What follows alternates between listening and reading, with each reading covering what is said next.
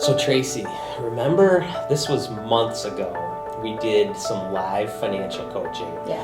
And we were talking about how important it is to do financial planning for an aging family. I don't want to pick on anybody, but it was no secret. My parents, my dad is already gone and my mom was getting old.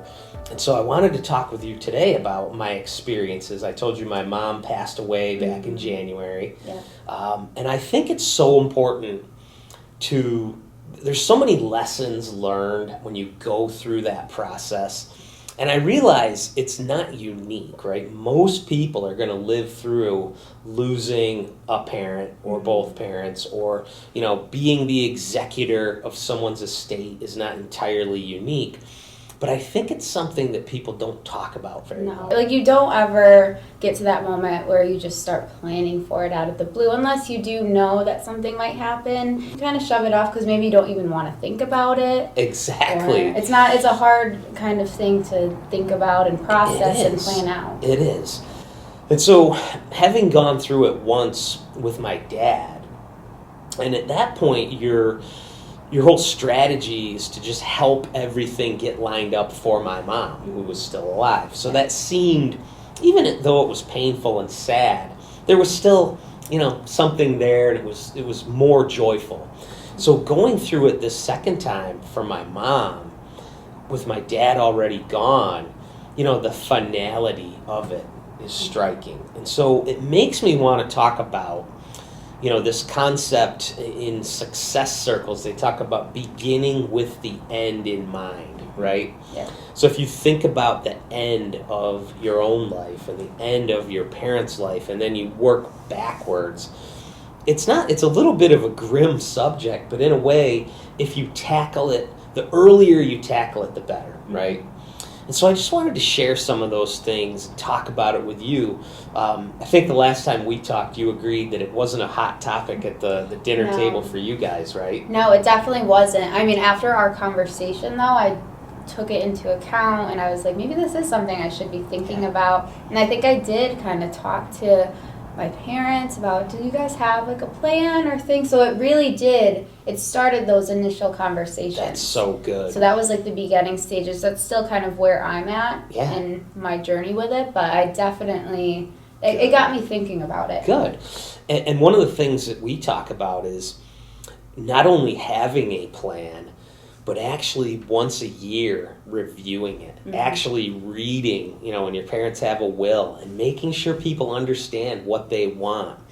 I was lucky to be, as the executor, I still had my brothers and sisters to lean on, helping my mom, through the last parts of her life where, she couldn't do much, and she's physically, just her body, she just had no strength anymore. Going through that is very difficult.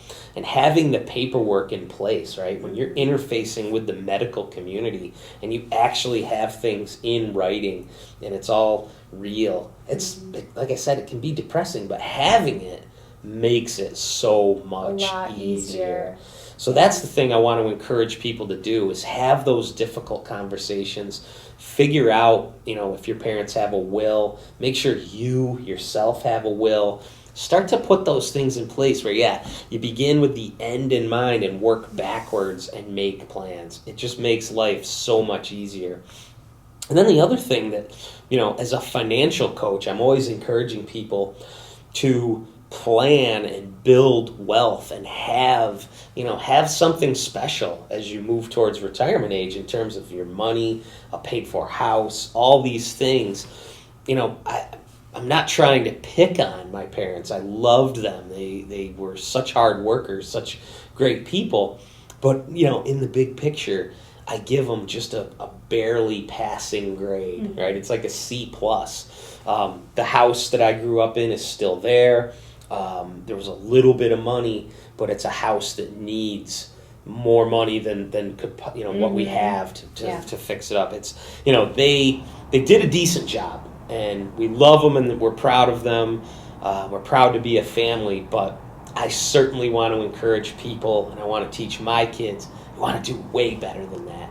You want to have built some wealth. You want to have put together, I call it's a legacy. You want to create something that is special and that you pass on to future generations. And so it's a thing that I think more people ought to talk about and should put plans in place. And so that's what I wanted to share with you today. Yeah, and I do have a question. So let's say I wanted to have, kind of like I had that conversation earlier with my parents, what would be the starting places? Like if I came to them about their plan, let's say at first, and how do you go about navigating that, starting even that discussion and putting things in writing?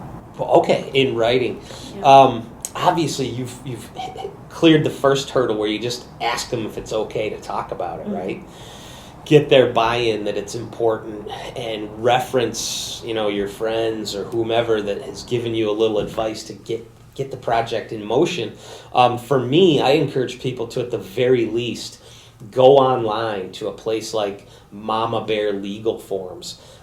Depending on the complexity of an estate, you may need to get in touch with a lawyer and do more complex things. But in New York State, a written will that is then witnessed and notarized, that's enough. That gets the ball rolling. And then in terms of things like healthcare proxies and powers of attorney, that's also included in those forms. So it's a great starting point.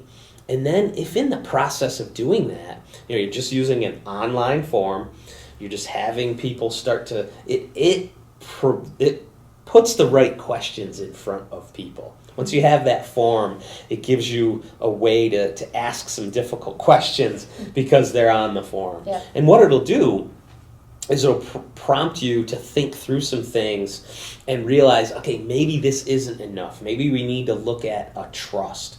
Maybe you need to look at some more sophisticated legal documentation. But if you just start there with a basic online form for a will, that's a great place to start. And I have one other question. Okay. So you come from a big family, and so I come from a family that has a couple sisters. How do you navigate that with everyone? Like, is this a conversation everyone needs to be involved with? I know you're really the financial coach, so maybe you have some more guidance. How would you navigate that with other family members? That's a unique one for each family. For me, I was always present for those types of conversations. So to your point, as the coach, back when the will was first drawn up, I was just the natural person to participate and talk with my mom and dad. And if you're in that same boat, you get the conversation started, and then my advice would be then draw your siblings and other people that are important, draw them in once you've gotten the ball rolling. I know that sounds really simplistic, but in a way that's all you need to do is get the conversation started and then start to bring people in and bring them up to speed that, hey, here's why we're talking about this.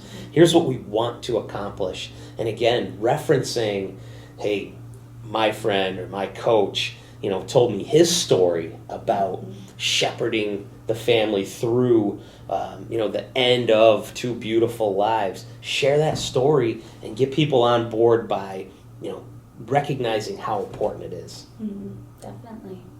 That's it. I think you've covered all my questions then. Thanks, Tracy. Yeah. Again, live financial coaching, talking about family stuff, that's half of it, is just getting the conversations started and following up. So thank you, Tracy. It's always good to talk with you. Thank you. You're welcome.